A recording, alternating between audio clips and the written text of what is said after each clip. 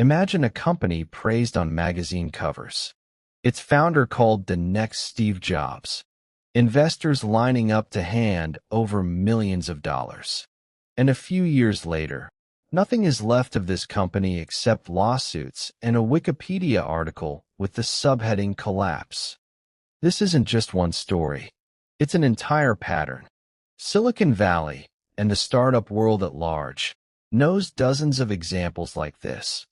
Companies that exploded at insane speed, raised astronomical investments, dominated headlines, and then vanished just as fast as they appeared. Today we're breaking down 6 of the most notorious rise and fall stories. And in each one, we'll try to answer the main question: why did it happen, and could it have been predicted? Let's start with the most infamous case in Silicon Valley history. The year is 2003. A 19-year-old Stanford student named Elizabeth Holmes drops out and founds a company called Theranos. The idea sounds revolutionary. Replace traditional blood tests, which require full vials of blood, with technology that could diagnose diseases from a single drop of blood taken from a finger prick. The idea was so compelling that investors couldn't resist. The company raised over $700 million. It was valued at $9 billion. Its board of directors included former U.S. Secretaries of State, generals, senators. Holmes appeared on the covers of Forbes and Fortune. Compared to Jobs, she even copied his style: black turtlenecks, a deep voice. There was just one problem. The technology didn't work. The device, called Edison, couldn't produce accurate test results. To hide this, the company secretly used standard lab equipment from other manufacturers, passing off the results as the work of its own technology. Patients received incorrect diagnoses, and we're not talking about minor errors, but false positives for HIV, cancer, heart disease. Everything fell apart in 2015 when Wall Street Journal reporter John Carreyrou published an investigation based on testimony from former employees. Regulatory scrutiny followed. The company lost its lab licenses, and its partnership with the Walgreens pharmacy chain was terminated. In 2022, Elizabeth Holmes was found guilty of fraud. She was sentenced to over 11 years in prison. A company once worth $9 billion was worth zero. The main lesson: charisma and a compelling pitch are not a substitute for a working product. And the bigger the promise to transform an entire industry, the more carefully it needs to be verified as even possible. That WeWork is a somewhat different story. There was no outright technology fraud here. There was a fantasy sold as a business model. The company was founded by Adam Neumann in 2010. The idea was simple: lease large office spaces, divide them into co-working areas, and sublease them to small businesses and freelancers. This wasn't a new business. Co-working companies existed before. But Neumann sold investors not on office rentals, but on a mission. He claimed WeWork wasn't about real estate, but about elevating the world's consciousness through community. In its IPO prospectus, the company described itself as a technology platform, even though it was essentially leasing space on long-term contracts and subletting it short-term. A classic setup carrying enormous risk if the office market collapsed. SoftBank invested billions of dollars. At its peak, the company was valued at $47 billion. Everything began to unravel in 2019 when WeWork filed paperwork to go public, IPO. Investors saw the real financial statements for the first time and were horrified. The company was losing billions of dollars every year. Strange details about Neumann's personal life also came to light. He leased his own real estate to the company, collecting rent payments essentially from himself, and had trademarked the word "we." then sold the trademark to his own company for $5.9 million. The IPO was canceled. The company's valuation collapsed from $47 billion to a few billion within weeks. Newman was forced to step down as CEO, though he still received a golden parachute worth hundreds of millions of dollars. WeWork tried to survive for a few more years, eventually going public in 2021 at a much more modest valuation, and filed for bankruptcy in 2023. The main lesson: if a company calls itself a technology company, but makes its money from renting out real estate, it's worth asking why. Now an example where the idea wasn't fraudulent or fantastical. It just wasn't something anyone needed. Quibi was a streaming service launched in 2020 by former Disney chairman Jeffrey Katzenberg and legendary executive Meg Whitman. The concept: short videos under 10 minutes, shot with studio-level quality, designed exclusively for viewing on a smartphone, in either portrait or landscape mode, with the ability to instantly switch orientation. The company raised $1.75 billion in funding before it even launched. It signed deals with Hollywood to produce expensive content starring names like Jennifer Lopez and Idris Elba. And here lies the core problem. Quibi launched in April 2020, right when the entire world went into lockdown because of the COVID-19 pandemic. The idea of content for watching on the go, between tasks, turned out to be completely out of place when everyone was sitting at home in front of big screens. But even without the pandemic, the problem ran deeper. The service didn't allow screenshots, didn't allow sharing content on social media, and had no support on TVs. At a time when TikTok and YouTube already offered short-form video content for free, Quibi was asking people to pay a subscription for something less convenient. 6 months after launch, in October 2020, the company announced it was shutting down. It's one of the fastest and most expensive collapses in media history. $1.75 billion spent, and the company lasted less than a year. The main lesson: even the best executives and the biggest budgets can't save a product that solves a problem nobody actually has. This is arguably the most absurd story on our list. Juicero was a startup that built a smart home juicer. The idea: special packets of pre-chopped fruits and vegetables that you'd insert into a Wi-Fi connected device, which would squeeze the packet under pressure to extract juice. The company raised $120 million in funding, backed by some of Silicon Valley's most famous venture firms.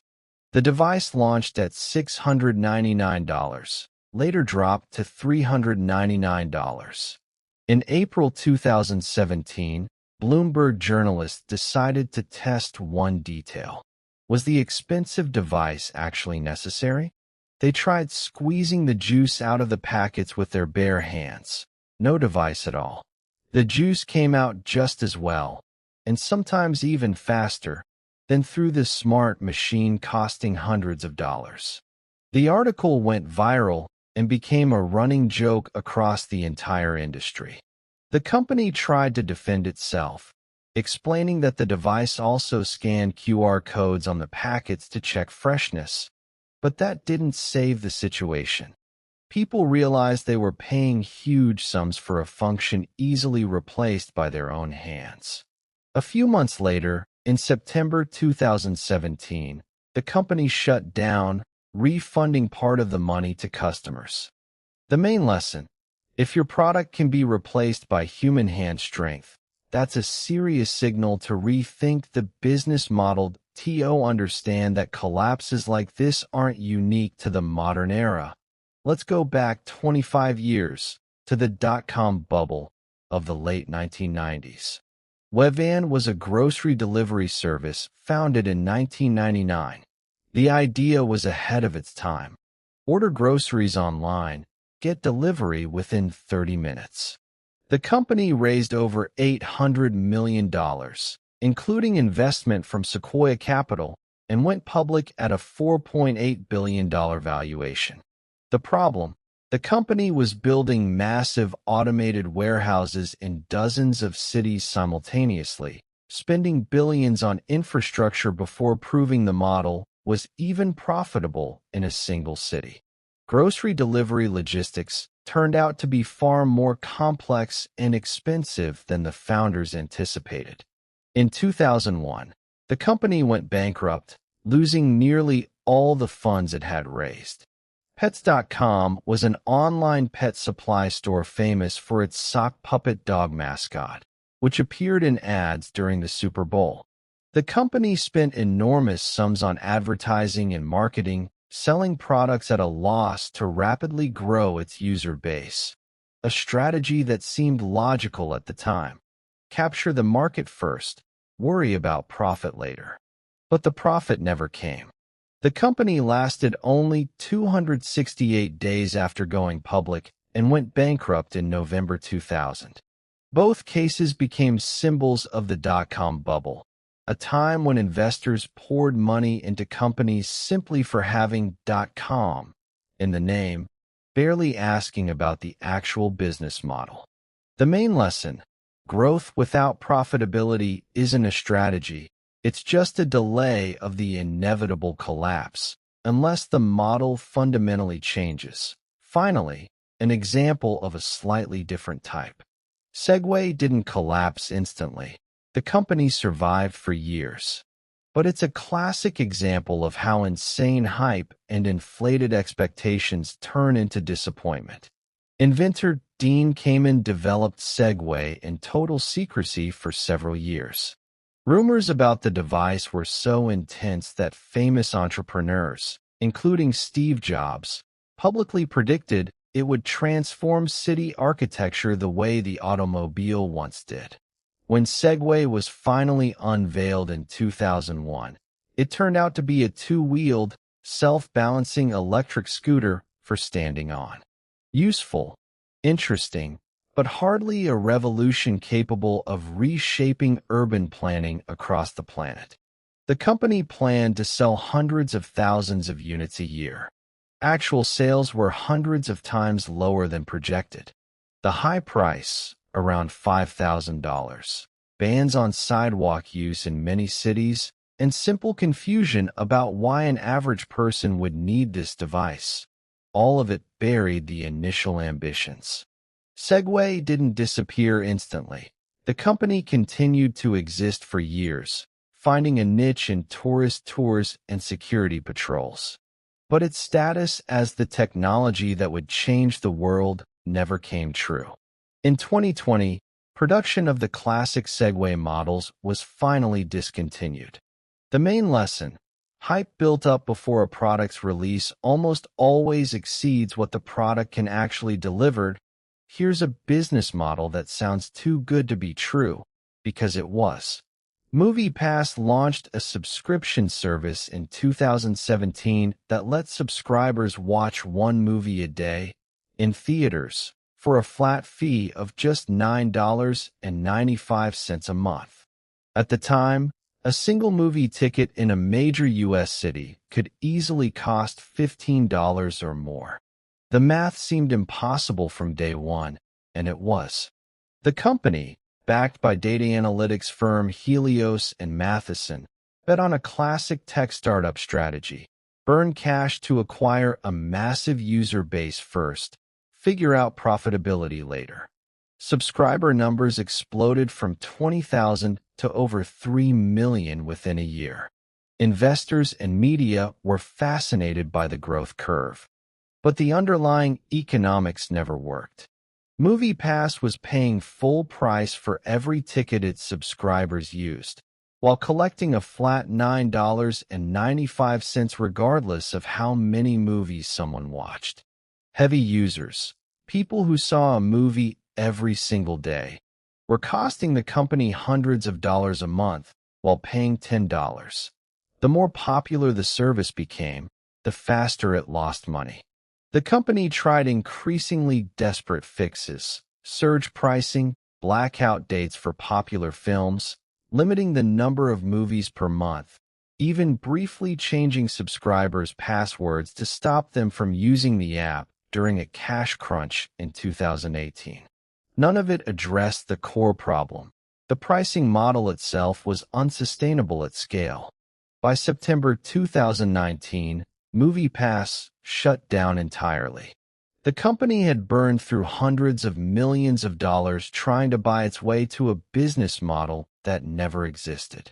The main lesson: a growth strategy built on losing money per customer doesn't become profitable just by adding more customers. It becomes a bigger loss, faster. Zume promised to reinvent pizza delivery with robotics and raised hundreds of millions of dollars on the promise before the technology was anywhere close to ready. Founded in 2015, the California-based company built pizza trucks equipped with robotic arms that would assemble and partially bake pizzas while driving to the customer, finishing the cooking en route so the pizza arrived hot and fresh. The pitch was irresistible to investors: robotics plus food delivery plus data-driven demand prediction, all wrapped into one company. In 2018, SoftBank's Vision Fund invested $375 million into Zume, valuing the company at over $1 billion. Instant unicorn status. Zume began talking about expanding far beyond pizza, describing itself as a broader smart kitchen and packaging company for the future of food. Reality proved far messier. The pizza-making robots frequently broke down or couldn't handle the toppings reliably, often requiring human workers to step in and finish the job by hand anyway, undermining the entire premise of automation. The predictive algorithms meant to forecast which pizzas to start cooking before orders even came and led to significant food waste when predictions were wrong. Operating costs stayed high, and the actual pizza business never turned a profit. By 2020, Zume had laid off hundreds of employees, abandoned pizza delivery altogether, and tried to pivot into compostable food packaging instead. That pivot didn't work either. The company shut down completely in 2023 after burning through most of the $445 million it had raised. The main lesson: flashy technology bolted onto a business doesn't fix the business if the underlying unit economics, cost per pizza, cost per delivery, were never solved first. Homejoy was one of the poster children of the Uber for X era. The years when investors believed almost any service could be turned into an app-based, on-demand marketplace. Founded in 2012, Homejoy let users book home cleaning services through a simple app, connecting them with independent cleaners in dozens of cities across the US, Canada, and Europe. The company grew fast, backed by more than $38 million from top-tier investors, including Google Ventures and Y Combinator. At its peak, it operated in over 30 cities. The company's growth strategy leaned heavily on aggressive discounting. It offered first-time customers cleaning sessions for as little as $19, far below the actual cost of the service, hoping users would stick around and pay full price later. Many didn't. A large share of Homejoy's customers were one-time bargain hunters, not the repeat business the company desperately needed. At the same time, Homejoy classified its cleaners as independent contractors rather than employees, a legal structure central to many gig economy startups, since it avoided the cost of benefits, payroll taxes, and minimum wage guarantees. But this classification became a serious liability. Homejoy was hit with 4 separate lawsuits arguing that its cleaners were, in practice, employees and deserved employee protections. Defending against the suits was expensive and made the company far less attractive to new investors right as it needed fresh funding. Unable to raise another round, Homejoy shut down in July 2015, just 3 years after launching.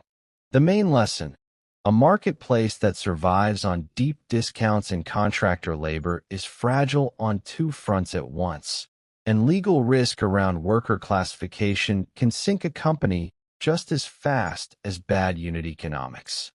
Beepi wanted to make buying and selling a used car as easy as ordering something online, complete with home delivery, a 7-day return policy, and a promise that the company itself would inspect, certify, and even pick up and drop off vehicles for free.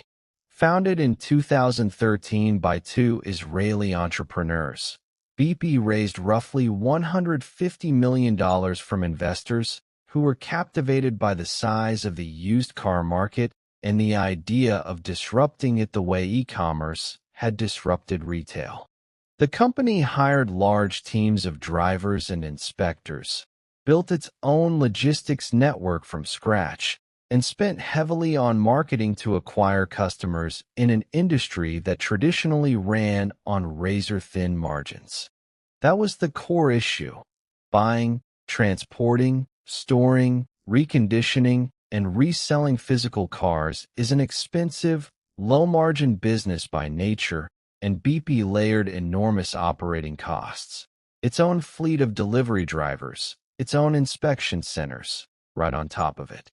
Each transaction cost the company far more to fulfill than the profit it generated, if there was any profit at all. By 2016, Beepi had burned through nearly all of its funding without finding a path to profitability. It laid off around 155 employees, roughly half its staff, in a single day, then ran out of options entirely. The company shut down in early 2017 and sold off its remaining assets, including its brand and technology, to a competitor for a fraction of what investors had put in. The main lesson: trying to disrupt a low-margin, physical goods industry by adding expensive white-glove service on top rarely pencils out. You can't outspend thin margins forever. Looking at all 6 cases together, some recurring patterns emerge. A charismatic founder with a grand mission. Not just, we sell a product, but we're changing the world. Massive investments raised before the business model was tested in practice. Media hype that outran the reality of the product. Ignoring simple questions. Does this actually work? Do people actually need this? Is there any profit in it? A culture where employees felt unsafe telling leadership the truth. Unit economics that never added up. MoviePass and Zume both grew impressively fast and lost more money with every single new customer or order. Disruption applied to industries where it didn't actually lower the underlying costs. Homejoy and Beepi both added expensive human labor and logistics on top of already thin margins, betting that scale alone would somehow fix it. It didn't. Startups don't vanish by accident. They vanish when the gap between the promises and the reality grows too large to keep hiding. Each of these companies once seemed like the future. Each had billions of dollars, headlines in the biggest publications, and teams of brilliant people. And each of them disappeared. Not because the idea itself was bad, but because reality eventually catches up with even the most convincing stories. That if you enjoyed this video, hit like, subscribe to the channel, and let me know in the comments which startup you want investigated next. See you in the next video.